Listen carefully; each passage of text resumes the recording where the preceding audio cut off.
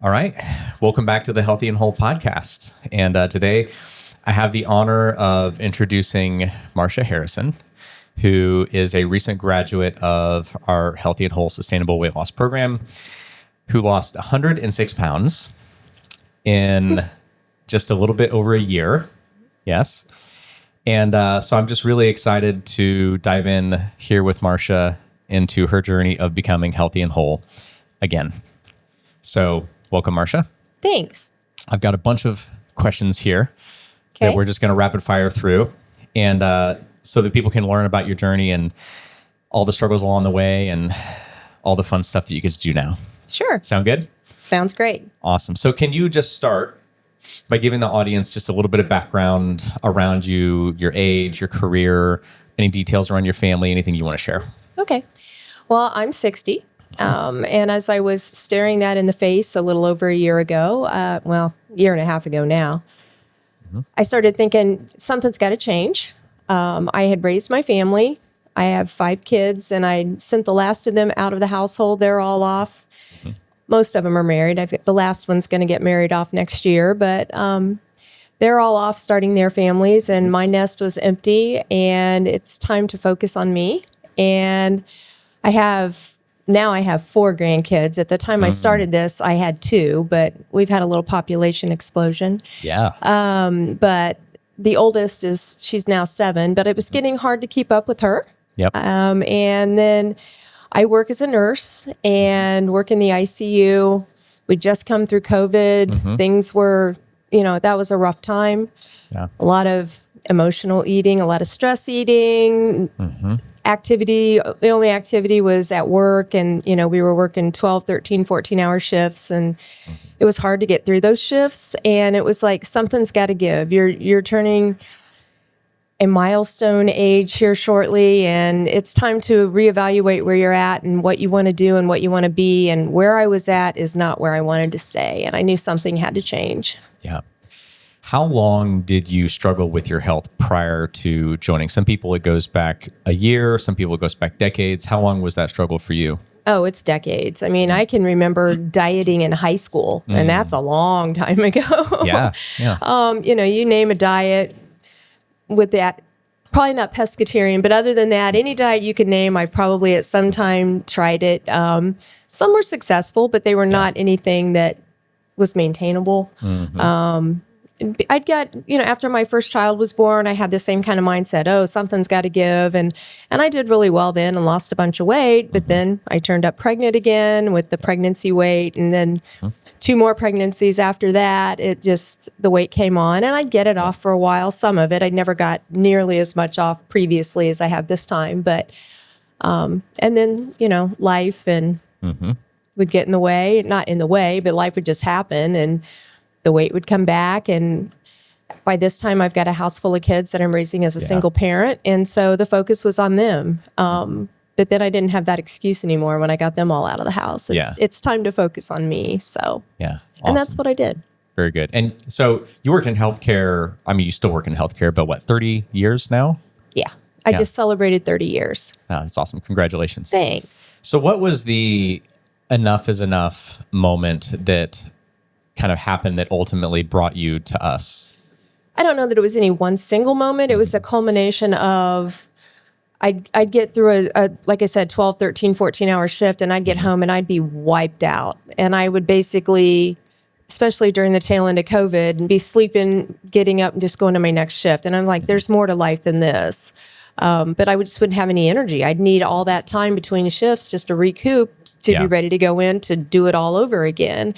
And then when the time that I was spending with my granddaughter wasn't quality time because Nana couldn't keep up, and I could watch her for a few hours, but boy, when she went home, it took me 24 hours to recoup. It's like something's got to give. So it was kind of a culmination of those things all at once. So just pushed you over the edge and you said, okay, something has to change here. Yeah. Right.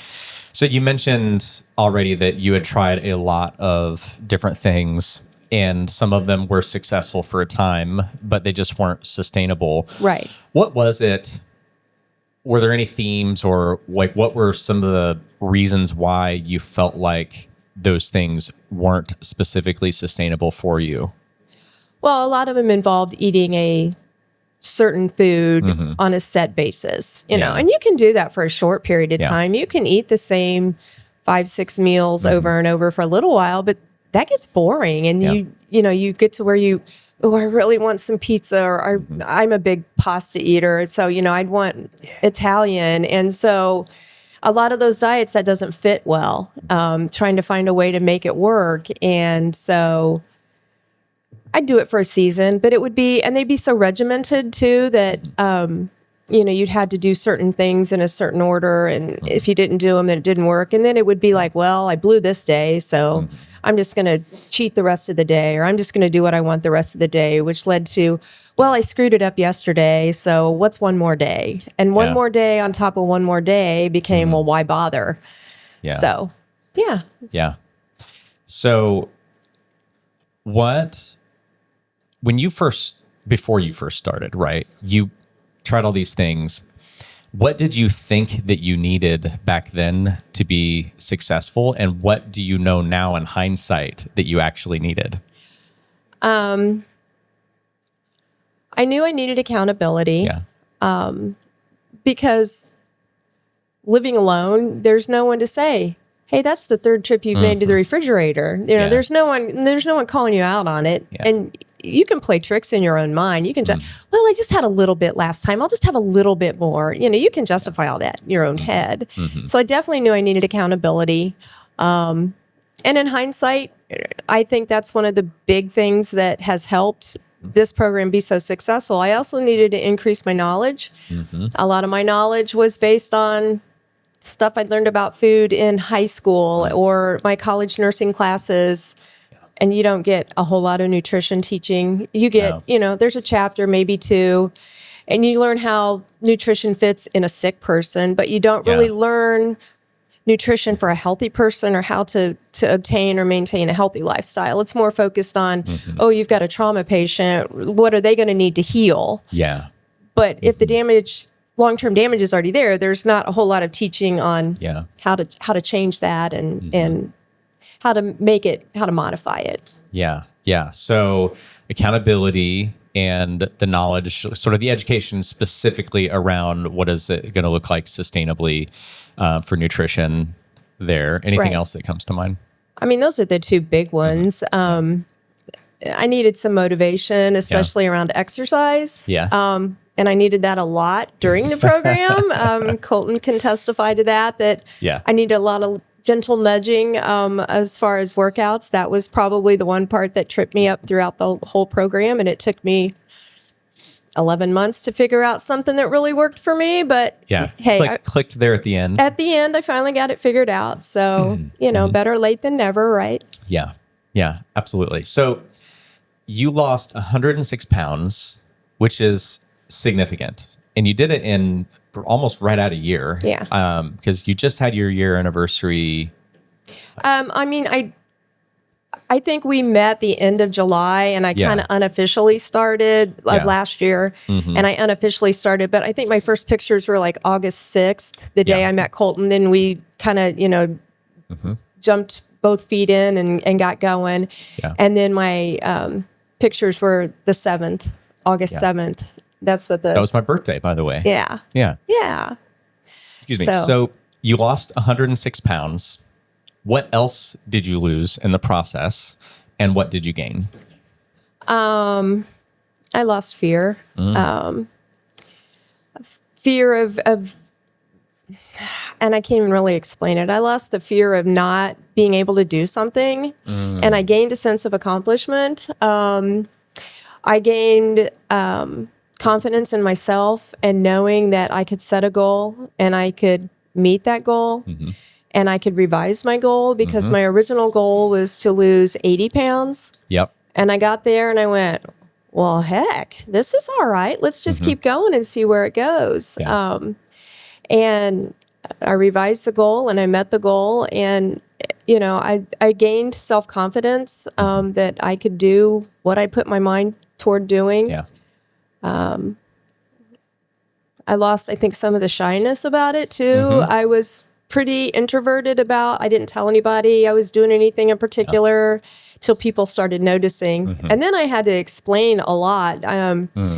Some of the physicians I work with, they rotate through our ICU in 3 to 4 month time frames. So I had a doctor rotate back through, and he's like, "Can I ask you something?" I said, "Sure." He goes, "If I'm nosy, just tell me."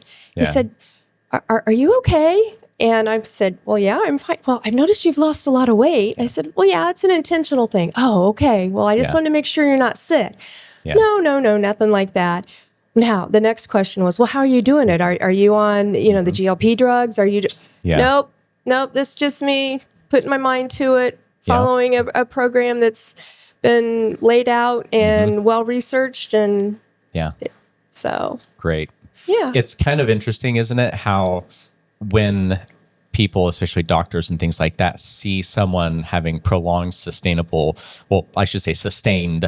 weight loss, that is so rare because the statistics are that less than 1 in 10 people who lose weight keep it off. So it's so statistically rare that when people see it, they think that you must be sick. Right. Which is sad. It is. But it's where we're at, in the United States at least. So, but that was probably felt good though. Oh, it did. It did. And actually it was more than one physician. I actually have one physician that's come back to me 2 or 3 times. "Are you sure you're not taking a supplement? What are you doing?" And I've had to tell him multiple times, "Nope, this is just me eating well, doing the things." Wow. So that's a good feeling. That feels great. Yeah. So what would be the most valuable 2 to 3 nuggets or pieces of advice that you would give to a viewer or a listener who hasn't figured this out yet for themselves? You need to be accountable. You need to be held accountable, and you need to value that accountability. It's not judgment. It's just keeping you, and I don't want to say in line, but just keep accountable. That's the only word I can think of. And holding you to what you say you're going to do, because we can make excuses to ourselves very easily. "Oh, well, it was a little slip up." I still do that. I overslept. My new thing is I get up every morning and walk. Before work, it's a half an hour. If I'm not working that day, it's an hour. Well, I overslept the other morning and I had to be somewhere. Okay, well, I'm not going to walk. Yes, you are going to walk. I mean, it's like this mental thing that I had. And before it would have been, I'll just do it later. But now it's like I've kind of taught myself to hold myself accountable because I know the value of that.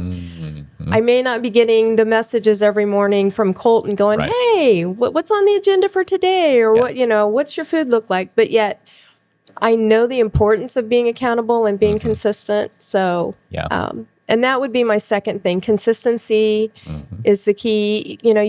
Everybody's going to have moments that maybe you can't do the things, but you don't use that as an excuse. You get right back to it as soon as you can. So. I want to just hang on that for a minute, because a second ago you said that one of the things that you gained in this process was confidence. And one of the things that we try to teach clients and help them to see, and you've experienced that, is that confidence is built in those moments when you know that you scheduled or needed to go and do the walk or do the workout. And that part of you, like David Goggins, who's like this insane athlete, talks all the time about how even all the success he's had, he still sometimes sits there and stares at his shoes for 30 minutes and argues with himself before he puts them on and finally goes out there and does it. Right. But that's where confidence is built, is in those moments where you might have argued with yourself, but you did ultimately honor your values. And still, most of the time, like nobody's perfect, but most of the time, the more you can do that is what will start to build up that confidence. And I see that confidence in you. I've said to multiple people, without you even knowing it, that you just walking into the gym now, like your posture and the way you walk is totally different. And not just like physiologically, like, you lost weight, so you stand differently. I'm talking like your head is up and your shoulders are back, and there's just this air of confidence, like, it's inspiring, when you walk through the gym now. It's just really cool. Thank you. To see that. So awesome. So What were your biggest fears or doubts at the very start of this journey? That this was going to be like every other thing I'd ever tried. And okay, I'm investing this money in myself, and Yeah. I'm going to go in and I'm going to blow it. I'm going to be, I'm going to be down money. But I'd already had a little bit of a conversation with myself. You spend money on everything. But this was a choice I made that I was spending money and investing in myself. And, down the road, if I hadn't, I would have been spending the same money, but it would have been probably on healthcare for chronic conditions or whatever. Yeah. That hopefully by losing over 100 pounds and changing how I eat and being much more motivated and active, that I won't say that I won't have some of those chronic conditions down the road, but maybe it'll be much further down the road, or maybe I'll be able to avoid some of those. Yeah. But yeah, initially it was like, well, I'll give this 6 months. I think that's what I signed up for initially. I'll give it 6 months and, we'll see. And about 3 months into that 6 months, I'm like, okay, all right, this is different. So Yeah. I'm curious because that is a very common fear that so many people have, because so many people have tried a lot of different things and those things have failed. And so what helped you in the very, very beginning to overcome that fear? I mean, I know you said you kind of talked yourself through it. I mean, that you spend this money on, you kind of rationalized your way through it. But is there anything else that just kind of helped you stay the course and act in spite of those fears? I mean, seeing progress and seeing consistent progress and finally putting together that, oh gosh, you put in consistent work, you get consistent outcomes, and, making It's cool how that works. It's funny how that works. Yeah. That maths.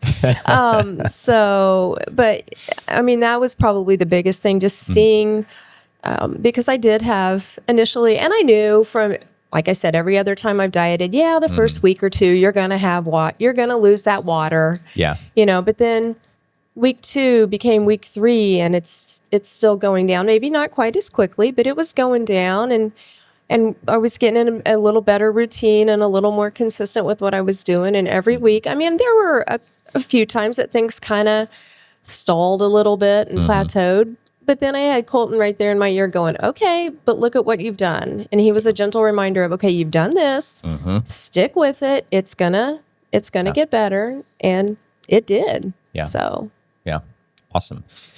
What was the journey itself like? Because we talked about the beginning and the fears that you had at the beginning, but I remember conversations with you closer to mid-journey where there were some fears or different things that you kind of, struggled with. And so what was the journey like, mid-journey, like psychologically? What did you have to overcome to get to where you even got, because you reset your goal and you went past that.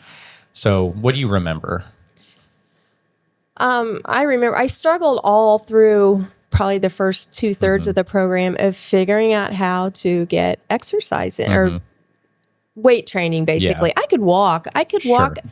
If you would have told me, well, you do 20,000 steps and you don't have to exercise, I would have been all over that. You would have taken that deal? I would have taken that deal. But that was what I really struggled with, was the weight training. I know I said to you multiple times, and Colton many more times than that, I'm not a gym rat. I'm not going to be able to do this. And he was creative in helping me find some other different things to do, pointed me towards some other exercises and things that I could do. And I still made it into the gym and did weight training. It was not the favorite part of my day. Yeah. That's probably why when you saw me walking in, and it was like, okay, you got to get this done. It was that determination more than You pumped anything. yourself That's up. right. I psyched myself up. You got to go get this done. But I finally worked through that. But then seeing because you get to a point when you lose the weight that then you've got spots that, look good and spots that don't. And you're to the point, and I'm still working on some of the toning and all of that. But you realize the importance of, okay, now you've got to do the strength training, because that's what's going to hit those areas you really need to target. And that's kind of where I'm at now. But yeah, about halfway through, I really struggled with that. Well, even more than halfway through. So. Awesome. We talk a lot about identity in the program and what it looks like to build or to change your identity, and the whole idea of becoming healthy and whole. And so how would you describe your identity before you started, and who have you become now? I was a couch potato that nothing made me happier than binge watching something on TV or having my nose buried in a book or crafting. I still like to do those things, but that's not my identity now. Now I'm just as happy outside walking, on my feet moving. I never thought I would get to the point. My daughter had some health issues when my last grandchild was born. And so I was pretty involved in helping her. And at one point, I even confessed to Colton that I miss going to the gym. And so that was, not getting that regular workout. That was a big change for me. So that was it. He and I laughed about that he thought he'd never hear those words out of me. But yeah, so now I'm active. I'm not happy unless I'm up moving. And, I feel like my day's not ending right if I'm less than 12,000 steps in and, up and moving and doing those things. So matter of fact, now my kids are like, Mom, slow down. You're too busy, so, and they don't mean busy time wise. They mean busy active wise. So I give them a hard time now that they can't keep up with me. See, that's such an awesome just 180 that when you first started, you came in because felt like you were struggling to keep up. Right. And now they're struggling to keep up with you, which is just awesome. And I also just love the whole imagery of that now, or we'll say in the past, your happiness or, was based on binging and sitting on the couch and things like that. And now your happiness and your energy is tandem tied to being active and all these new parts of your identity. Yeah. Which is just really, really cool. Yeah. And that's a surefire sign of real identity change, right? So when we're talking about identity change, a big part of that is changing your values and your priorities in life. And so with where you're at now and how far you have come and how much you've changed, what is most important to you now when you start to think about the next 5 to 10 years of your life? I mean, definitely maintaining my health, maintaining what I've done and refining it even more. I want to stay active. I'm getting closer to retirement, not as close as I'd like to be, but, the bills still have to be paid. So I have to work a little longer. But, I want to travel. I have all these things I want to do. I want to be able to, keep up with my grandkids, however many of them there end up being. I have one daughter that lives out of state. I want to be able to go up and go and visit her and do things. Traveling is a big thing for me. A year ago, I traveled and went to Europe, and it was a great trip, don't get me wrong, but there was a lot of walking, a lot of sightseeing. Walking in Italy is nothing like walking in the United States over cobbled streets and everything else. And I was able to do everything, but boy, by the end of the day, it was nice to have that downtime. Yeah. I'm leaving in October for a trip to Australia, and I am super pumped about that. We're snorkeling at the Great Barrier Reef. Awesome. All kinds. We're going to a koala preserve. I'm going to Tasmania and doing all this. And it's a very high active trip. And I'm super excited about knowing that I'll be able to do all of these things because I am in a better place physically and mentally.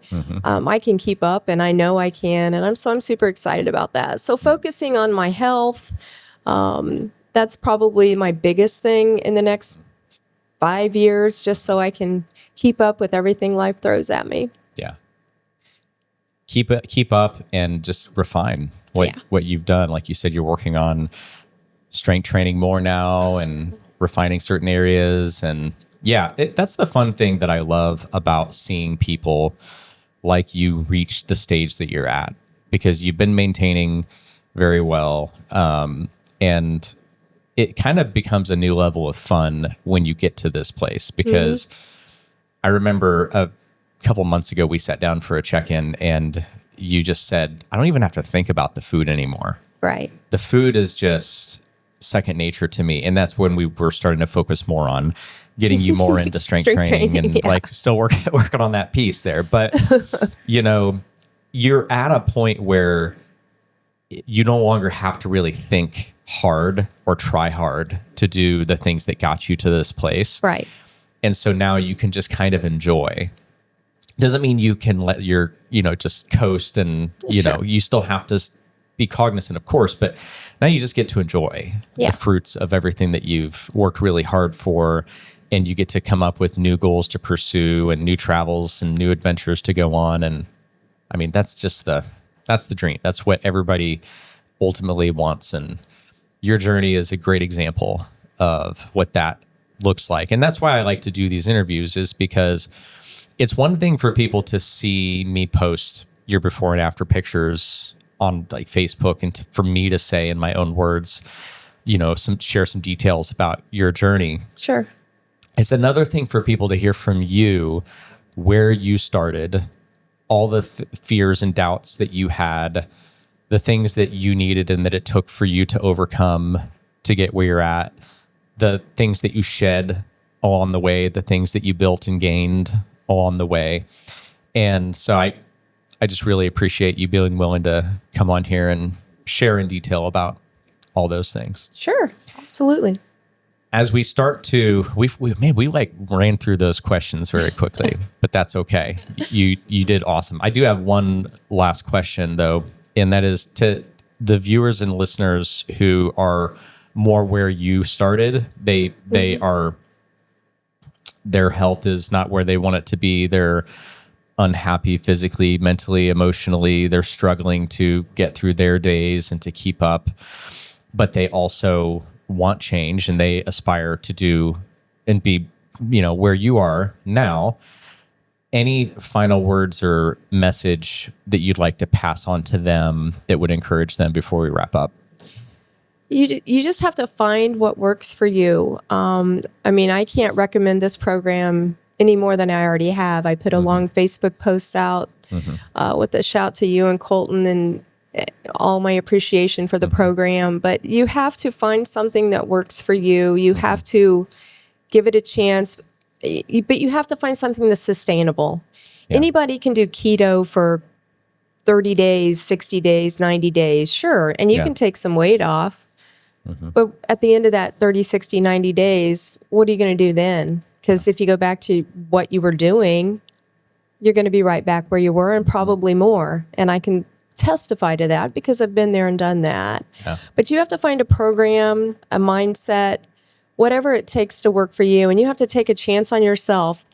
I wasn't sure when I started this program, but it's like, what else do I have to lose? I've tried everything else. I've tried it on my own. So it's time to reach out and get some help. Don't be I don't know that ashamed is the right word, but don't be afraid to ask for help. Because any job you do is easier if it's shared with someone and you've got someone along the way encouraging you or coaching you. Yes, Colton was my coach, but he was my friend, although initially I was a little unsure. I've got a nephew that's the same age. How am I going to take advice from this kid? But it was done in such a way that, I consider him a friend now. It's more just of an encouragement. And, you take encouragement from your friends. And so you need someone to give you encouragement, to help motivate you in a kind way, to hold you accountable, because it's easier to do that when the burden is shared. And then you have to be consistent. That's the other thing that I can't stress enough is you have to find something that works for you and then be consistent in it and then get to a point where you hold yourself accountable to it, whether you want to or not, whether you're staring at those shoes going, darn it, I really don't want to do this, but you do it because you know the outcome and what that's going to do for you. Yeah. Last thing I'll just touch on that you shared in your response there, and you also shared or touched on this earlier in the interview when you said that a lot of what you've realized that you needed was education. And the message is that we really don't find the thing that's going to be sustainable for us. We build it. Right. Like we build it in over time. And you did that over the course of basically a year. And there were certain components that, like you said, they didn't come together for you until right there toward the end with like the strength training, right? Right. And then, but I remember you reached out to me, maybe it was a month ago, or it was probably when we were talking about scheduling this, and you were about to graduate. But you said, I kind of last minute, I finally kind of figured out the thing that's working for me, and I'm enjoying it, and this now feels more sustainable. So, that's just I think it's a great nugget that you kind of bookended this interview with, is just around that piece of taking the time to learn and educate yourself. And you have to educate yourself from a reasonable resource. I mean, we get social media throws so much stuff at us.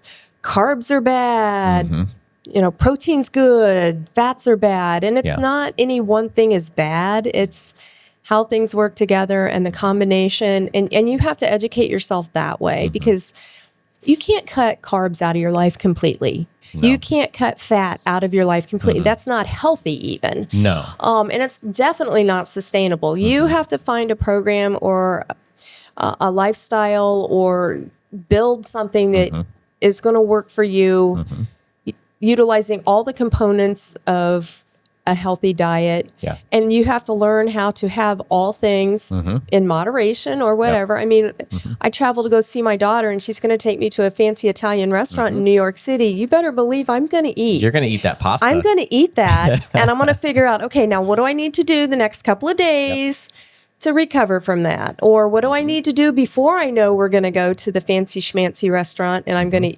eat crazy. Yeah.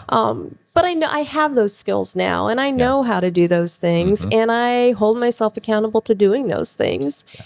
And I have had that. Last time I went to visit her, we went to New York City and had that fancy Italian. And that was, no, it's actually been a few times ago, because it was my first big cheat meal. And I can remember, I'm like, oh, I'm gonna blow everything. And I didn't, though, because we also walked all over New York City. So I got extra steps in. But I had built the skills that I needed to get around that. And that's what you need, is to build up your arsenal of skills, to know how to manage anything that life throws at you, so that you can continue to do what you've done and stay there and sustain what you've accomplished. Yeah, that's it, isn't it? It's because, the things that you had tried before, like you said, they were like a diet or a protocol. They were essentially a set of rules that if you lived within those rules, they produced the result for you. And now what you're describing is you built up a set of knowledge and skill that now has given you freedom. And it's a sort of this balanced freedom where you have moments and days where you are just doing your normal day-to-day healthy eating and activity and lifestyle that you built, balanced with these moments where you just kind of like let loose of the reins. Right. And you don't even worry about it. You don't even think about it.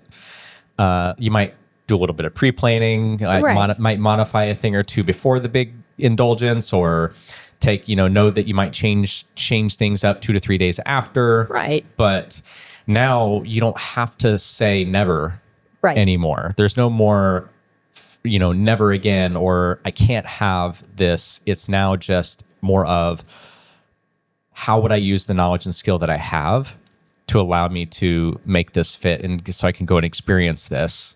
Right. And not sacrifice everything that I've worked hard for. Right. Yeah, 2 weeks ago, my girls and I went to the state fair. Well, you can't go to the state fair without eating lots of junk. Oh, yeah. So we tried this, we tried that, got on the scale the next morning, and it had jumped up 5 pounds. Okay, there was a little bit of, but then it was like, okay, you're just going to have to work a little harder the next couple days to take care of that. But there was not the panic that there previously would have been. I knew how to take care of it. Okay, so you overindulged a little yesterday, but you had a good day, so it was worth it. So I think I can point to the graph up there, right there toward the end, that spike right there. That spike right there. That's the state fair right there. That was the day I went to the state fair. Yeah, that would be the one. That's the one. Yeah. Yep. But you came right back down after that, and then that part of the fun thing, we were just talking about this before we hit record, is part of the fun thing about when you like fully go into maintenance for the first time is oftentimes people will inadvertently continue to lose just a little bit of weight after they go into maintenance because they're still trying to figure out how to increase their food intake to stop the weight loss, which is a good problem to have. It's a great problem to have. Because the best way to do that is to stay active and just eat more. Right. Because, we all want to eat more. Absolutely. And that's a great thing for long-term health anyway, is the more we can eat with our activity and stay at a healthy weight, the better overall situation is going to be for health and longevity, right? So you hit a new low literally yesterday, inadvertently. Right. Which is, again, it was barely, a new low, but still. It was a new low, though. I take all those I can get. Yeah. And it's fun, though, because now you're like, okay, I guess that means I need to eat a little bit more. Right. And that's never a bad problem. That's never a problem. Yeah. Yeah. So just really, really cool. So awesome. Well, you've done a great job breaking things down for us here. And again, I really appreciate you coming on to the podcast and sharing everything. And maybe we'll have you on again in the future and check in with you here in 6 months or a year or something like that. Check in and hold me accountable see how things are going. Staying where I'm at. That's right. We'll bring you on and we'll see how your Australia trip went. Oh yeah. I'll be glad to fill you in on that because I'm super excited about that. I'm excited for you, especially just it's going to be such a different experience now than it would have been now that you've gotten where you are. Definitely. So awesome. Well, as we wrap up here, for anybody who's listening, if you haven't subscribed to the channel here, feel free to like this video and subscribe so you don't miss future videos. And I thank you guys for being here. And we'll see you next time. Bye-bye. Bye.